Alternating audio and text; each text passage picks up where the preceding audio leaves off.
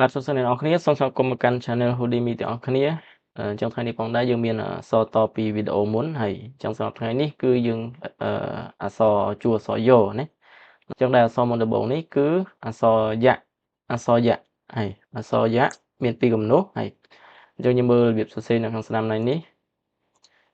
ទី1 ichi ni ហើយ ichi ni ហើយ ichi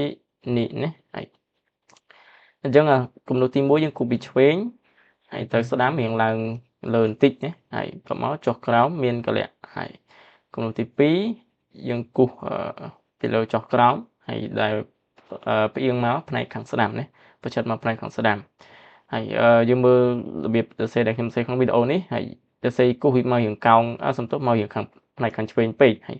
អញ្ចឹងតាមត្រូវយើងសរសេររៀងខិតមកផ្នែកខាងស្ដាំនេះហើយណាដូចក្នុងរូបគំនូសំទោសដូចក្នុងរូបគំនូនេះអញ្ចឹងណាហើយអញ្ចឹងអក្សរយៈមានពីរគំនូសហើយពាក្យដែលផ្ដើមដោយអក្សរយៈហើយគឺយ៉ាងថា Yangon ឈ្មោះ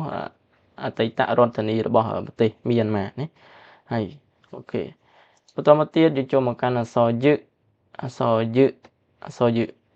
បើយើងមើលមកផ្លែតអាចស្តៀងនឹងអក្សរកុណាអក្សរកុហើយយើងមានពីរគំនូសយើងមើលវាផ្សេងនៅក្នុងស្នាមនេះទី1 ichi ni ម្ដងទៀត ichi ni ហើយម្ដងទៀត ichi ni ហើយណាអញ្ចឹងអក្សរយឹយើងគូសពីឆ្វេងមកស្ដាំ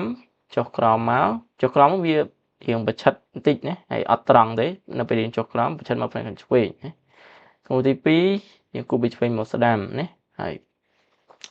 គំនូសទី2គឺផ្នែកខាងមុខនេះគឺវែងជាងគំនូសទី1ខាងលើនេះហើយណាគឺវែងជាង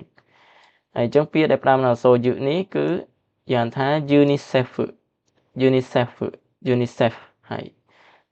សំដៅទៅលើឈ្មោះអង្គការ UNICEF ណាអង្គការ UNICEF ហើយបន្តមកទៀតចុងក្រោយអក្សរយហើយអក្សរយបើយើងមើលផ្លែតដូចអក្សរបច្ច្រាស់ណាអក្សរ E អង់គ្លេសហើយតែសរសេរបែបបច្ច្រាស់ណាហើយអញ្ចឹងអក្សរយមាន3គំនូសឥឡូវយើងមើលរបៀបសរសេរនៅខាងស្ដាំដៃទី1 ichi ni san ម្ដងទៀត ichi ni san ណាហើយម្ដងទៀត ichi ni san ណាហើយអញ្ចឹងមាន3គំនូសហើយគំនូសទី1គូសពីឆ្វេងមកស្ដាំហើយយើងគូសស្មើមកចុះក្រោមរៀងប្រឆិតមកផ្នែកខាងស្ដាំសំទោសផ្នែកមកខាងឆ្វេងបន្តិចណាហើយគំនូសទី2និងទី3ហើយគូសស្របគ្នាណាហើយពីឆ្វេងមកស្ដាំណាហើយអញ្ចឹងពាក្យដែលផ្ដើមដោយអក្សរយនេះគឺ Europa ហើយ Europa ហើយយ៉ាងថា Europa ហើយសំដៅទៅលើទ្វីបអឺរ៉ុបហើយណាយុរ៉ុបនេះហើយអូខេអញ្ចឹងថ្ងៃនេះយើងរៀន3អក្សរហើយយើងនឹងជួបនៅវីដេអូបន្ទាប់ទៀតហើយអញ្ចឹងវីដេអូបន្ទាប់ទៀតយើងនឹងរៀនអំពីជួរអក្សររណាដែលមានរារីឬរ៉េរ៉ហើយឬក៏សំឡេងអក្សរលឬក៏ឡឡាលីឬឡេឡហើយ